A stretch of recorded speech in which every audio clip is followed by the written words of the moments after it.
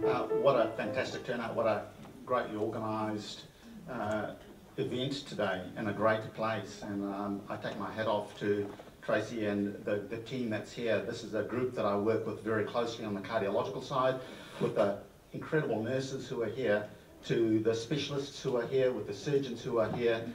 It's just a phenomenal team, and I work through across the board, and I'm greatly privileged to do so. And I thank David for being involved in this, in organising this. So my name is Pranesh, and as David has said, I work as a cardiologist and an intensive care specialist.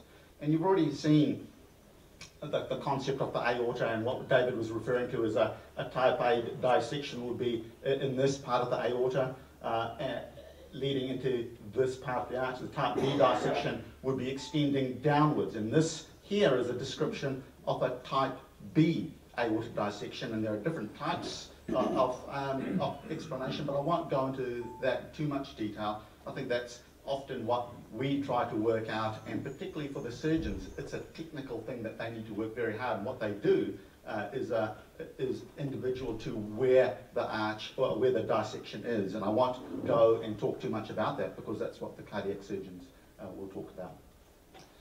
We've just spent and heard Ruth, and I know that Ruth has just talked about 20 years of practice. She's in my class, so I've now got my gauge of how long I've been practicing medicine for, because I think I've lost a few neurons along the way. But essentially, as a cardiologist, this is a real difficult diagnosis to make.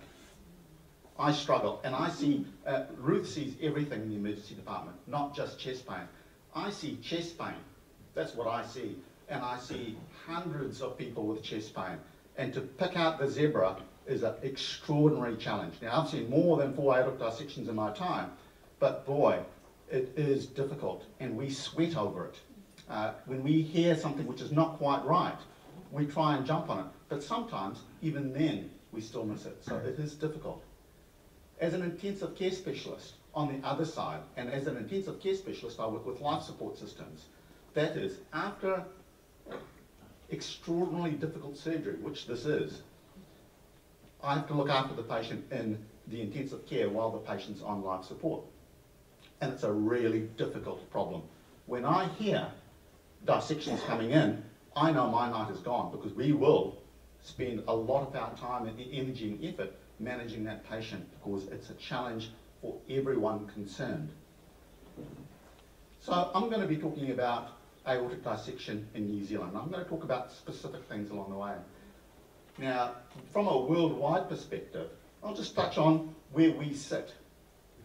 Now, I'm not talking about New Zealand specifically, but this is death rates related to aortic aneurysms. So it's not just dissection, there's a whole lot pulled into this analysis. This is a complicated slide. This looks at the death rates of aortic aneurysms in 1990, and this looks at death rates in 2010, and we've got everywhere from Europe to sub-Saharan Africa. And you can see on this that Australasia, that includes Australia and New Zealand, is right up there in both slides. So it's interesting to see that in this demographic data, we seem to overrepresent ourselves. But there are reasons for this.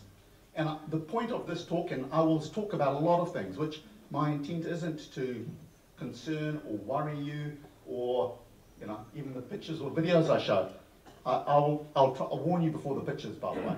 But nevertheless, the reason why we see this is because in low-income areas, whether it be sub-Saharan Africa, whether it be in third world countries in general, there is a paucity, there is a lack of surveillance information. People have other things to worry about than to look for a rare diagnosis. They don't go and do surveillance on aortas, because what can you do about it?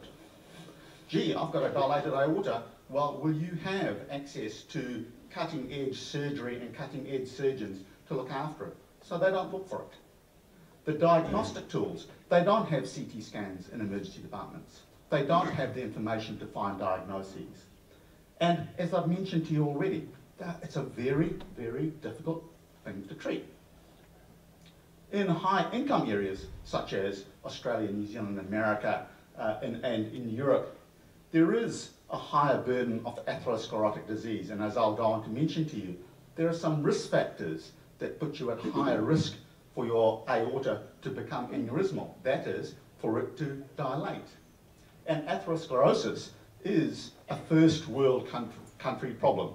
As you get older, and if you have risk factors, you're more likely to have atherosclerosis.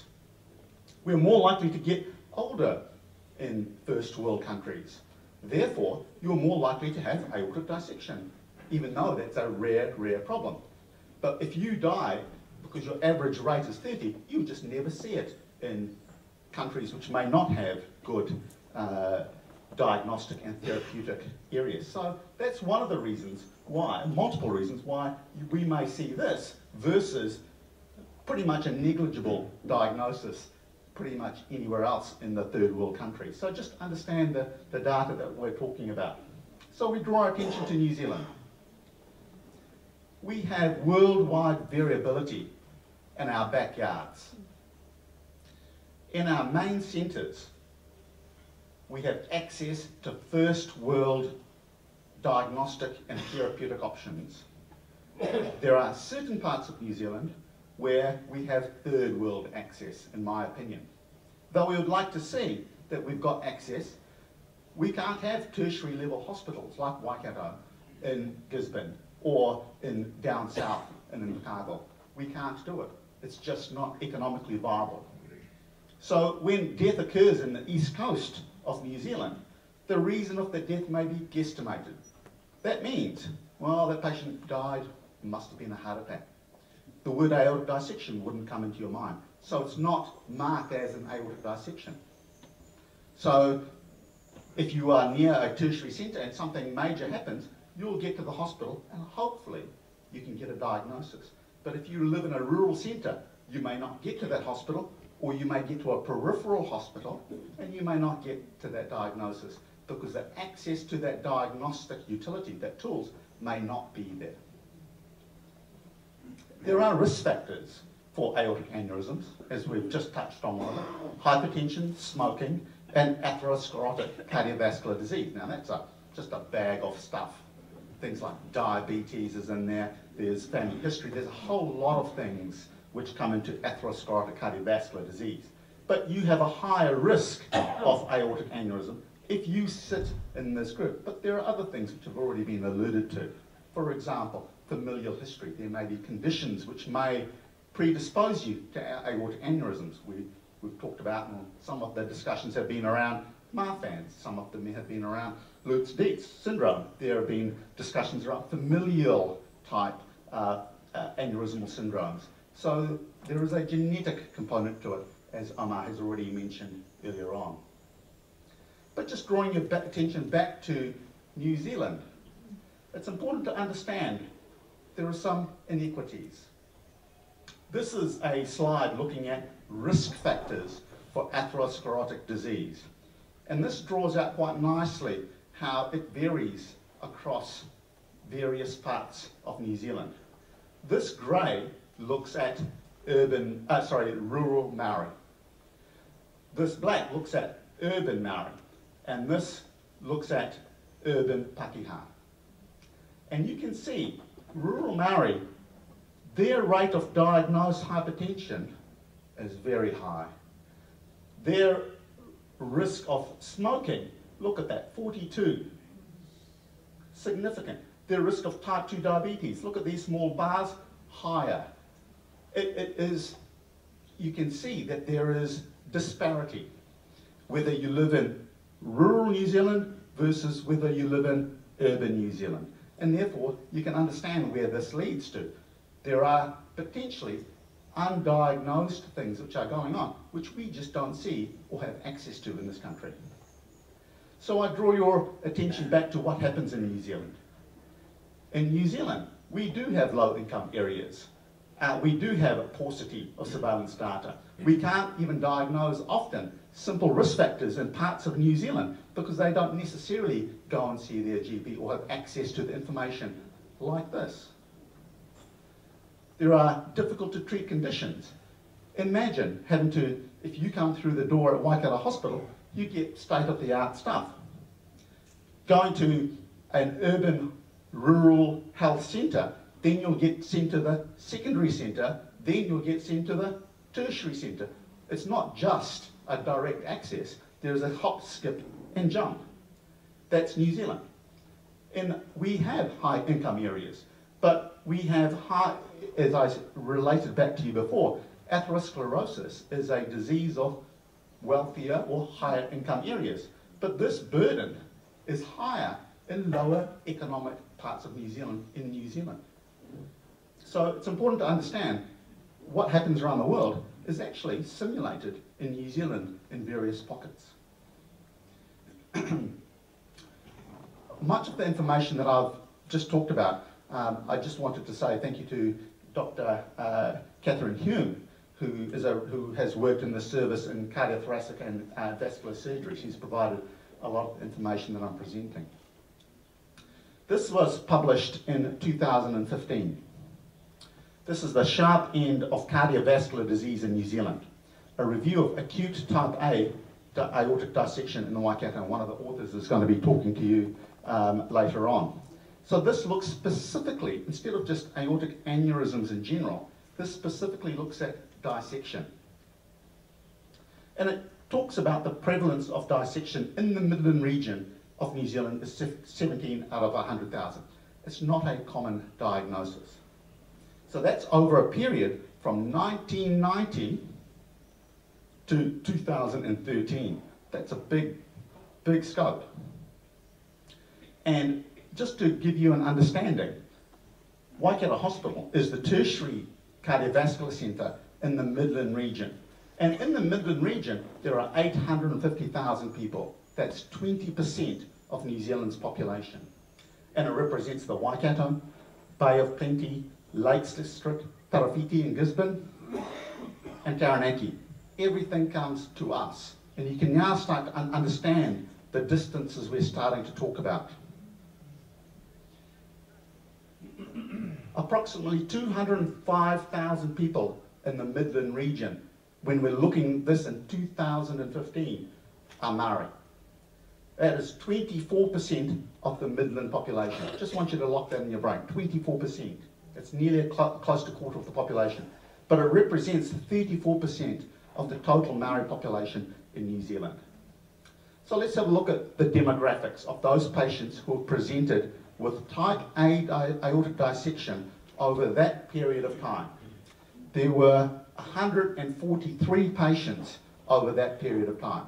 So this doesn't happen every second day. This doesn't happen that often, and that's been alluded to already. So let's have a look. I'm going to draw your attention to N, that's the number, 54. But in the brackets is the percentage. 37% of those patients were Maori. I just want you to lock in your brain to unlock what that data was. I said there was only 24% of our population in the Midland region were Maori, but they presented 37.5% of the time, disproportionate to the population. Look at their age, 57. I've said to you that they are Maori younger when they present. I've said to you that they are the presentation of aortic dissection is of an older population. You can see that, that's represented with this, 63. Maori present 6 years earlier on average. And that's reflected in this group, where age greater than 70, it's only a small group, compared to 30% of non-Maori. And of course, like most cardiovascular disease, males are overrepresented. But what I want to show you here are the risk factors for disease. Here, 46 to Maori to non-Maori, 46 to 45. They are very similar. The risk factors here, diabetes, are very similar. But they are at a much younger age group of 57. I would expect these numbers to be much higher, but they're not. They're equivalent. So that's fascinating to see that Maori who present younger actually have the same prevalence of risk factors than their older counterparts. So there are challenges in New Zealand with aortic dissection beyond the racial divide, and I've alluded to some of them already. I want to talk to you about a patient who's just been under my care. Carl, we discharged him from hospital on Monday. He had aortic dissection on the 30th of April of this year, and he was discharged yesterday from hospital. He's 33, and he has Marfan's. And my point of this discussion isn't to make you worry, make you concerned. It is rare, and Carl's condition and how his pathway isn't the typical pathway, but it helps you understand and to illustrate some of the challenges that we face. And Carl, I asked Carl for his permission for me to present this, and he said, absolutely go. He was actually under surveillance. He was known to have Marfan's, he was under surveillance, and he had a type B aortic dissection, which then transformed to a type A aortic dissection. And this was in Rotorua when the diagnosis was made. Now, Carl lives in Hamilton, but he had just moved to Rotorua. So he's moved away from the tertiary centre. And I'm just going to see if this works. This may not work, I'm not quite sure if I can get that working as well. So this is just a description of his aortic dissection, and I'm not going to go through in detail. I was just hoping that it would stand, but you can see this is the lumen. We talk about lumens, which is the hole where the blood goes through. Now, what you should be seeing is just one round circle without any lines in it. And here, he's got two circles now, essentially. That's basically the aorta has split, and blood is now going down two pathways. And you can see here, there should be no line. This is the aorta down here, part of the aorta. And you can see this thin line, which is indicating that there is aortic dissection. So his aorta split from the top all the way down and down one leg. And this is it in 3D. And you'll be, hopefully this will just spin around. You can see the heart. This is the aortic arch coming around, and this is going to start to turn, and you'll be able to see this line coming down all the way down the leg, which is, this is Carl, and that's his aortic dissection. It's significant. So despite his surveillance, things don't go as planned. He's presented with aortic dissection, and it can occur predictably. That's unfortunately one of the truths. But also I want to just point out to you the geography of New Zealand. He had to be transferred from an outlying centre. Now that's important because, as David and others have alluded to, there is a need for definitive and immediate surgery. So if you're coming from somewhere else, you need to get to us pretty quickly. And the mortality rate is 1 to 2% per hour after the onset of symptoms. So to have to get from, say, Rotorua was not too bad, but to have to get from Gisborne, which I as an intensive care specialist look after the transport service, it's a 4-hour round trip, 5 hours occasionally to get to Gisborne. It's a real challenge. So there is a real chance that you may not get back to us alive. So the picture of, and unfortunately I say that and I know that creates anxiety, but these are facts, these are things, this is how it is. And it's important to understand that we have cardiac surgical centres in the main centres. So it's a challenge. As Ruth has mentioned, she works in Thames. We have hospitals which are outlying, and they don't see the volumes we do. They don't necessarily look for zebras because they don't necessarily see the volume of patients that we would do at Waikato or Thames.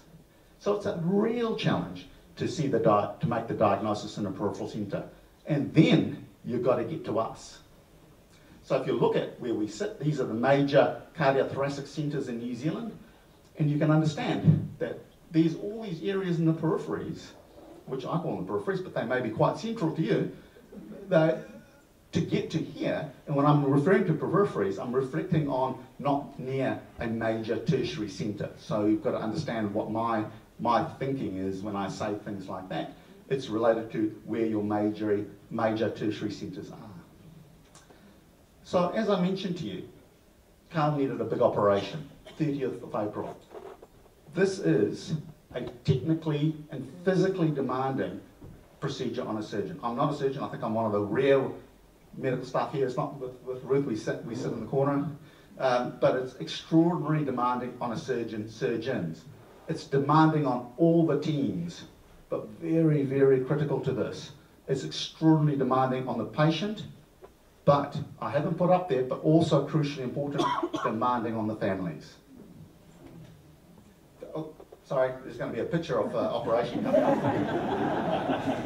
So this isn't Carl's operation, but this is essentially the type of graft that Carl had. It's all very, looks all very alien-like. If you watched Aliens and see things coming out of people's chests, that's kind of really what that, and this is the artificial graft, which is placed on that table there, and it's basically plumbed up. And this is Carl before and after his operation. So this part of that CT scan this is all artificial. This is the dissection which had extended all the way down. This is artificial, and you can see part of the stent-like structure which is now in his arch of the aorta. And these are all artificial plumbings which go across and supply his carotid arteries or his brain arteries. So it's, you know, extraordinarily technical, and our surgeons do a fabulous job, particularly in Carl. So then the patients, this is intensive care in New Zealand. So I'm not going to talk about surgery because I'm not a surgeon, but I also work in the intensive care. I receive patients after such major operations. They come to us in a general ICU. These are very complex and high-end problems that these patients, or patients with dissection, have. And I actually may be dealing with a critically ill baby next door. So I've got the demands of dealing with a critically ill baby or other critically ill patients, but also the patient who has aortic dissection. That's the reality of New Zealand. And we have the reality of a public hospital system. Often in operations like this, and for Carl, you need multiple surgeons. You need multiple anaesthetists. You need multiple intensivists. You need multiple of very important other things which I haven't mentioned. I'm very one-eyed, but the team which is required is enormous. And let me tell you, beyond here, the people who are in the periphery, who are on the wards, who manage in theatre, who manage in every aspect, are extraordinarily skilled. Often, other cardiac surgical operations need to be cancelled. So people go, oh, why is my operation cancelled again? Because there's some big things going on. Carl struggled. And that's the reality of big operations. He had a number of issues which resulted in him being in hospital over a period of time. This is not in sequence, sorry, and I did talk about geography, but this is relevant for Carl and his family. But not only do patients need to be transferred from another centre, the whole family need to be relocated. So if you can understand that we are taking a loved one away from Gisborne, from their family, bringing them to Waikato with a relatively high-risk operation. They may not be alive at the end, but I've ripped them away from their family to bring them to Hamilton, and the likelihood of death is up there, isn't it? And if there is survival, the whole family now has to come across from away from the rest of their family and their structure to be here with their loved one. That toll is huge. It's not just on the patients, but it's also on the family. That's New Zealand. That's why one of the luxuries that we have is we have a beautiful country. But there are some downsides, and that may be one of the downsides. Carl has had ongoing issues. He has potentially the requirement of heart transplantation, but those are not common things. These are rare things that would happen. And there are some important aspects around Carl, who has done a magnificent job, because as anyone who knows Carl in this room, he has incredible resilience. And you need to have resilience when you're dealing with problems such as this. So the summary of aortic dissection in New Zealand is that there is racial disparity. Australasia has an apparent high representation. It may be in the data, it may be in the statistics. Geography impacts diagnosis and treatment. There is major impact on resource in New Zealand. Every step is a challenge, from diagnosis to treatment to care. And I will emphasise this over and over again. Multidisciplinary team is critical. Doesn't matter where you are in the world in this, requiring this, it is critical. And for a small country, and for Waikato Hospital, we do extraordinarily well with what we have.